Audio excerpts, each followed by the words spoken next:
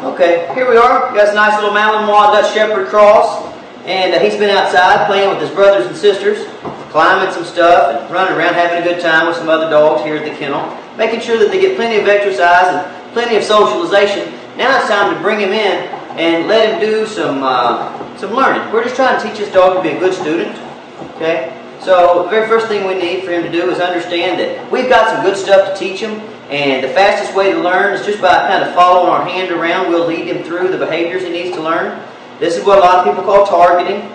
Okay? So what you're going to notice is this dog starts to follow my hand. Follows it into a sit, give him a treat. I'll take my hand and put it up by his muzzle. Oh, and I'll make him reach up with his paw to knock the hand away. I'll give him a treat. That turns into a wave later. I'll bring my hand down between his legs. That turns into a down later. I'll bring my hand straight out. That starts with a stand. Good. We sit. We have wave. We have down. We have stand. We try to do this about a dozen times a day, and at 7 weeks old, we'll probably do it for about 2 minutes per session. Sticking with the theme, I figured I might show you guys how this works with the whole litter. This is a little female at 7 weeks. And I'm going to get her to follow my hand around. Give her some rewards just for following my hands around. Now what you're going to notice is that out of this whole litter of puppies, even though we do the same things with them every day, some of them are better at each exercise. Some of them are better at some of the exercises. And you just have to be patient with puppies. You can't. You have to judge each one on how hard they're working. And sometimes you have to make small adjustments in your treat schedule or the number of sessions that you get per day, or the duration of each session. Good. This little girl, she does pretty well usually. We started doing this actually with these puppies about the time they started eating hard food. And we control some of their rations each day. And that allows us a chance to get tons and tons of repetitions in without getting into the, without running into the problem of excess calories, you know. Good. Sit. Stand. Normally we'll go from stand to the sit, to the wave, to the down, and back to the stand. Really easy stuff. Now I'll go get some more puppies.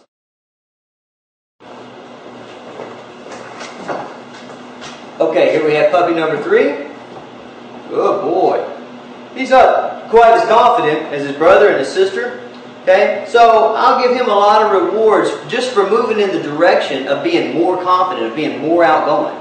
That's really what I need out of a student. I need them to be calm and attentive, but I also need them to be outgoing enough to look at a new challenge and say, hey, I can do that. Now notice where those other puppies were on the table and they were dancing around and moving real fast. This guy, he gets a little bit nervous. Probably because it's on an elevated surface, and you know, some puppies have trouble when you get them up off the ground a little bit. But usually you can work through that. You just have to be a little bit more patient. So as we go through this litter of puppies, you're going to see how sometimes the cadence of my voice will change, sometimes how the movement of my hand will go a little faster or go a little slower.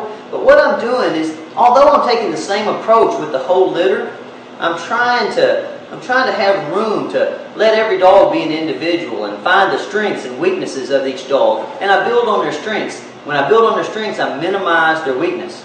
This puppy's kind of more calm and deliberate. Okay, so I will go at a more calm and deliberate pace. Good boy. So I'll bring him into that stand kind of easily. Good boy. I might stroke him, make him feel a little better. I'll take my hand, I'm going to bring him up into that sit. Oh, there comes that paw. That's good. I like that. Give him a little extra success. Give him some rewards while he's in the middle of this sit. Good. Then we'll bring him into the down. Good. And since he's calm, he does a little better at staying than the other dogs. The other two puppies, puppies 1 and 2, they were a little bit better at getting to the postures and getting to the positions I wanted them to be. This dog's a little bit better at staying in the posture. So it's not a matter always of better or worse. It's a lot of times a matter of just different. And what is a person looking for? When a client comes to you, what is it that they need out of their puppy? Do they need that puppy to be more outgoing? Or do they need that puppy to calm down a little bit and be a little bit more deliberate? Okay, well, let's go get another one.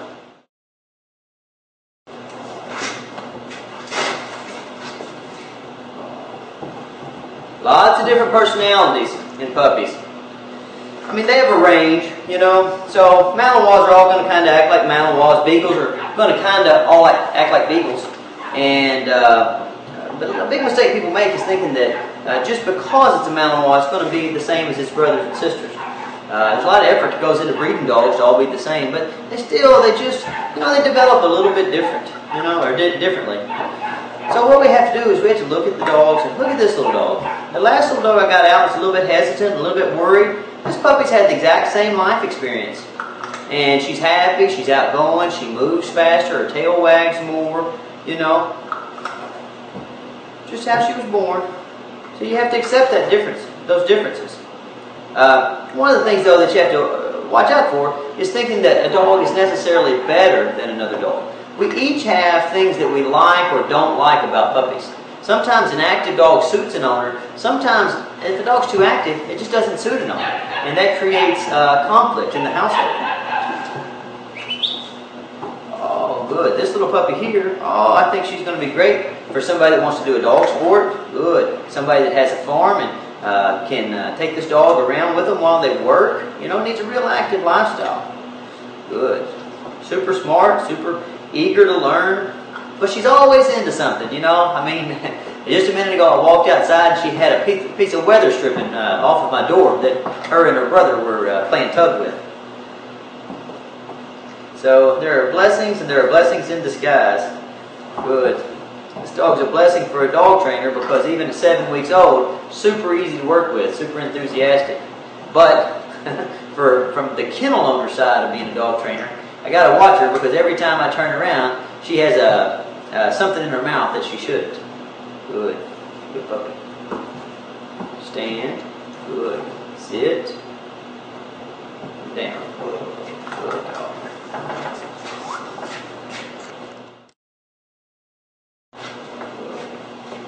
Okay, here's the last puppy that we're going to video today.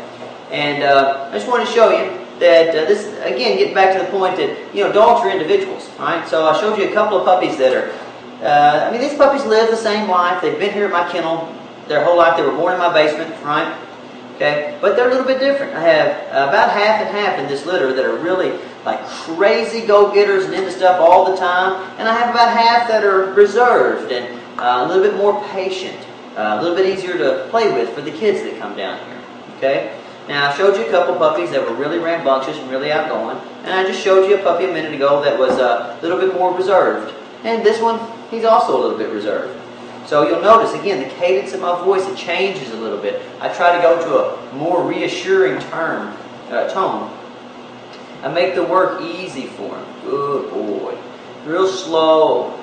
Oh, good. I try to maintain each posture for a long time to give the puppy a sense of success. You know, so instead of success by doing lots of stuff, I tell him, listen, you can be successful just by concentrating, just by paying attention.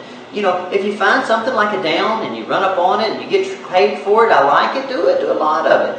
If sitting suits you, well, come on up here and sit for a little while. The main thing is I want to raise these puppies so that each day they leave their training sessions with a feeling of success, okay? And that way it's going to allow me to develop them to the most of their abilities, you know. So we help them get their personalities out where they need to be. And so then when we go to placing them with homes, by the time these puppies are 10, 11, 12 weeks old, they're going to have a lot of skills developed. They're going to have a good attention span. They're going to be able to sit down and stand. They're going to come to you. They're going to go in their little house when they're supposed to, you know. And we're going to know their personalities so well that we really rarely make mistakes on placing puppies.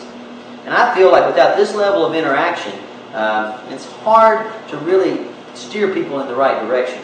So each day when we're doing this, I've got a little notebook over there, and I make my assistant take notes. They take notes on the puppy's predispositions towards training, and then the puppy's growth as it matures, you know. Okay, so I've showed you 2 dogs today, 2 real go-getters, and 2 that are kind of passive. Next week when we make another video, maybe it'll be the same, maybe it'll be a little bit different. Okay, but over the course of the next 2 or 3 weeks, we're going to see some very distinct patterns develop. And I hope you guys enjoy it.